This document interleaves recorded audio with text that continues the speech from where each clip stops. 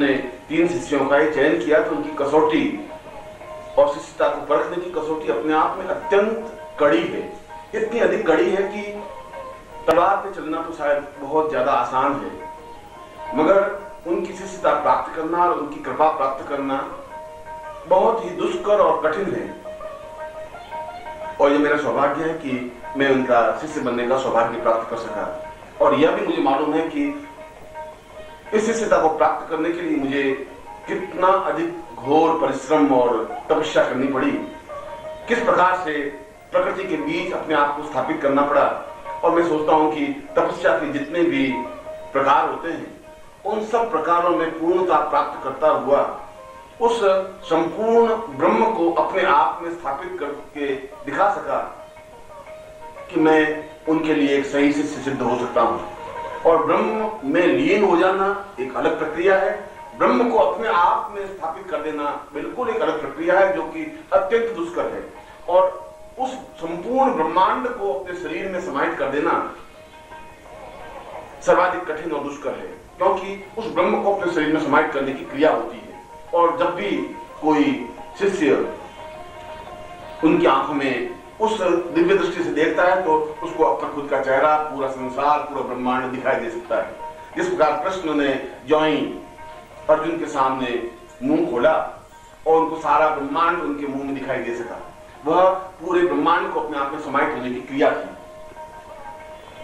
इसलिए मैंने कहा कि ये प्रश्न व्यक्तिगत हो जाएगा, मगर उन्होंने उससे पहले शायद 1000 बार मेरी परीक्षा ली होगी, 1000 बार कठिन से कठिन तपस्या करने की आज्ञा दी होगी।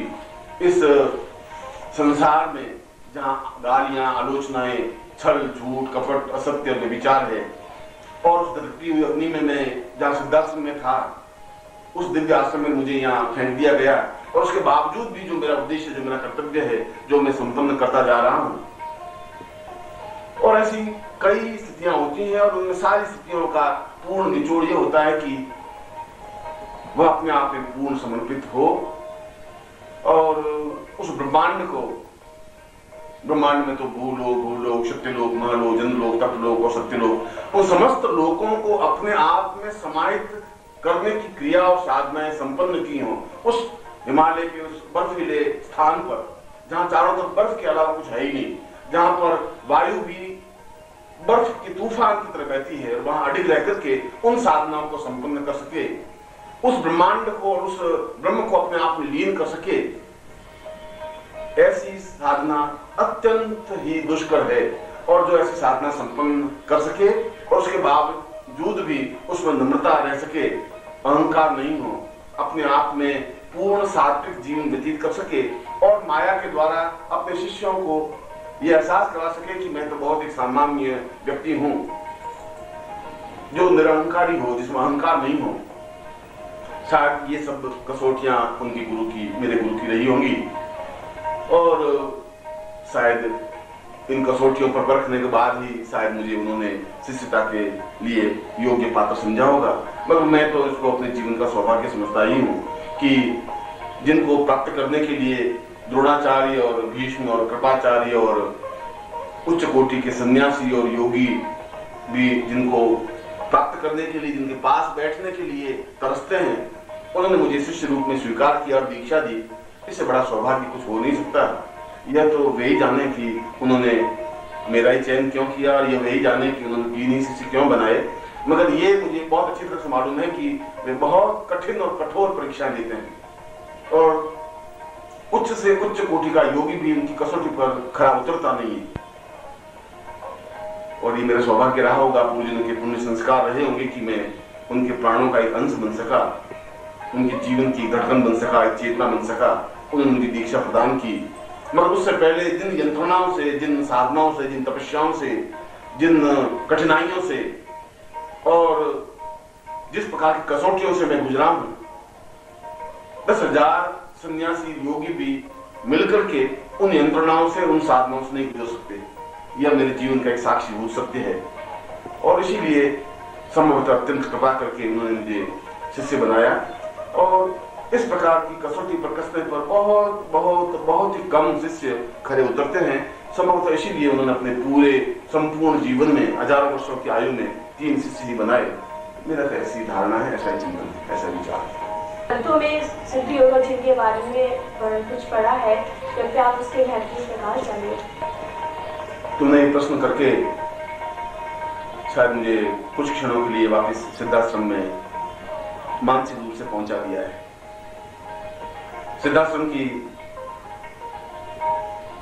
अनिवर्चनीय और आनंददायक कोई स्थान है तो वह सिद्ध योगा झील है, जो मीलों लंबी और चौड़ी है और उसका जल स्फटिक के समान स्वच्छ, निर्मल और गहरा है।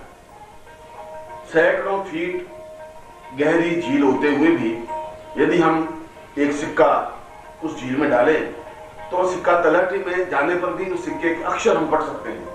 इससे तुम कल्पना कर सकती हो कि वह सिद्ध योगा झील का जल कितना स्वच्छ और दिव्य होगा। उसकी सबसे बड़ी विशेषता यह है कि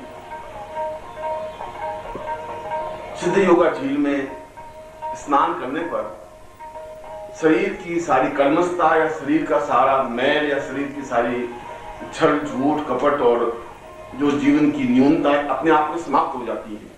और दूसरी सबसे बड़ी विशेषता यह है कि उस झील में स्नान करने से स्वतः ही साधक का कायाकल्प हो जाता है, स्वतः ही बुढ़ापा यौवन में परिवर्तित हो जाता है, स्वतः ही सारे शरीर की झुर्रियां मिट जाती हैं, बाल काले हो जाते हैं, शरीर का संतुलन अपने आप में आ जाता है और ऐसा लगता है कि जैसे बिल्कुल पूरे शरीर का परिवर्तन हो गया हो, पूरे मन का परिवर्तन हो गया हो, पूरे जीवन का परिवर्तन हो गया हो।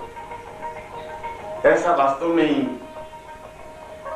जल और ऐसा स्थान जहां पर हजारों हंस विचरण कर रहे हो, जहां पर स्वच्छ जल प्रवाहित हो रहा हो, जिसके किनारे पर बैठने से एक अपूर्व शांति और आनंद की अनुभूति हो रही हो, उस सिद्ध योगा झील का वर्णन तो वेदों में भी आया है।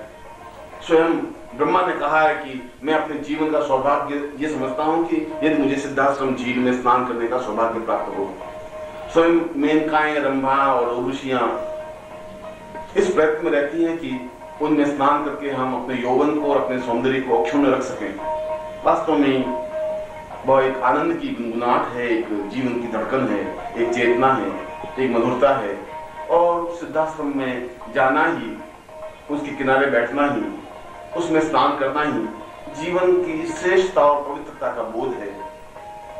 इसलिए जितना महत्व सिद्धाश्रम का है, शायद उतना ही महत्व सिद्ध योगा झील का है, क्योंकि वह झील अत्यंत पवित्र है, कायाकल्प करने में सक्षम है और पूर्णतः बुढ़ापे को यौवन में परिवर्तित करने के लिए और मृत्यु को अमृत्यु में बदलने के लिए उसका जल अपने आप में पूर्ण साक्षीभूत रहा है। इसीलिए सिद्धाश्रम झील या सिद्ध योगा झील का वर्णन वेदों में भी, उपनिषदों में भी, पुराणों में भी, देवताओं के मुंह से भी, ऋषियों के मुंह से भी बार बार उच्चारित रहा है कि मैं अपने जीवन में साधना कुछ क्षेत्र में पहुंचूं कि मैं सिद्धाश्रम जा सकूं, सिद्ध योगा झील में अवगाहन कर सकूं, उसके किनारे बैठ सकूं, वहां के सुंदर हंसों की किलोल देख सकूं, उसके किनारे नृत्य करती हुई साधिकाओं को अपनी आंखों से अनुभव कर सकूं और उन योगियों को समाधिस्थ होते हुए साधना करते हुए देख सकूं।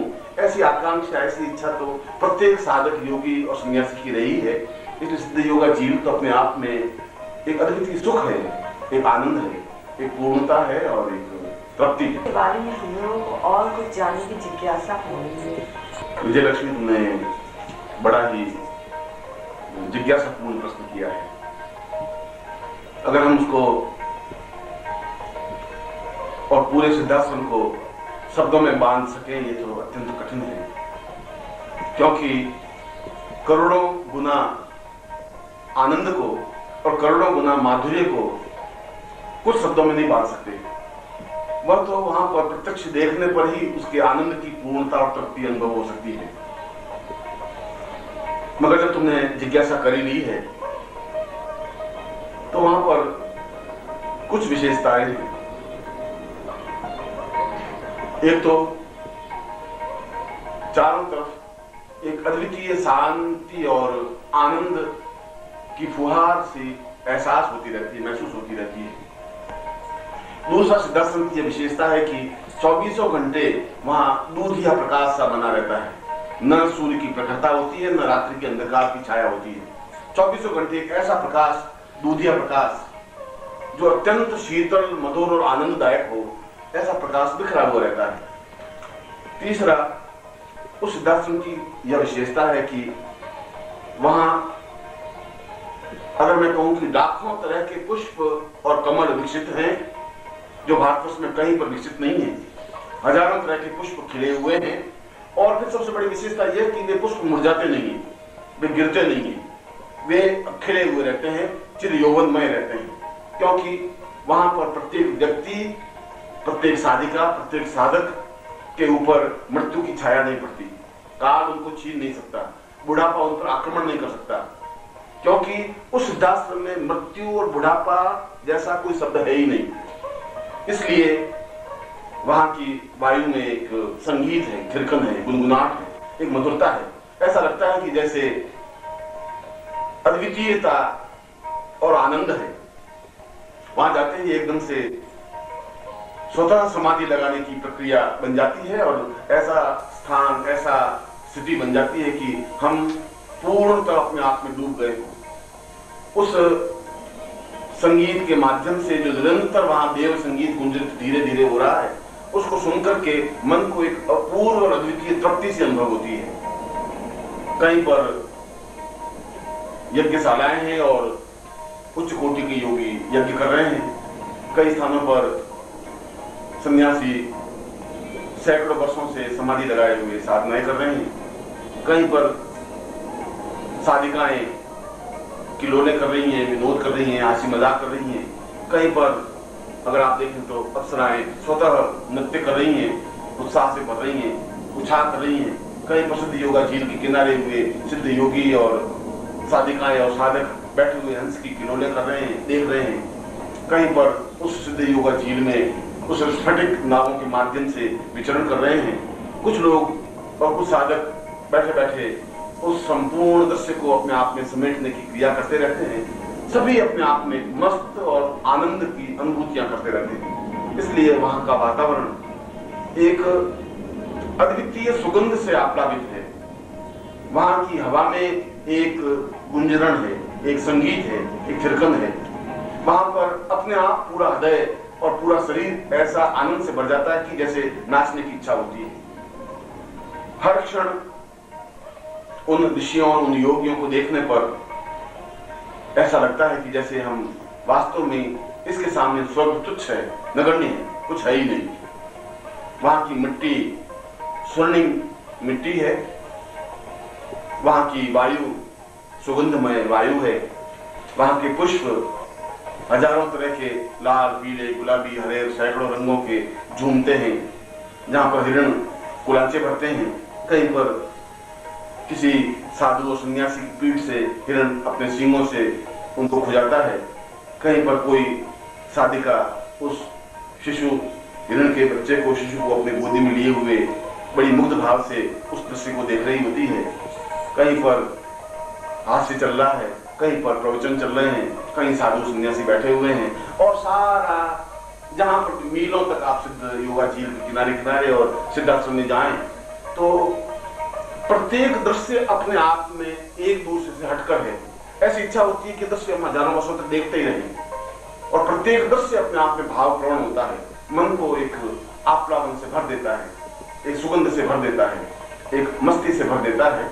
इसलिए उस सिद्धाश्रम को और उनके गुणों को, वहां की कल्पवृक्ष को, वहां के नृत्य को, वहां के देवताओं की स्थितियों को, वहां के योगियों की स्थितियों को कुछ शब्दों में नहीं बांधा जा सकता।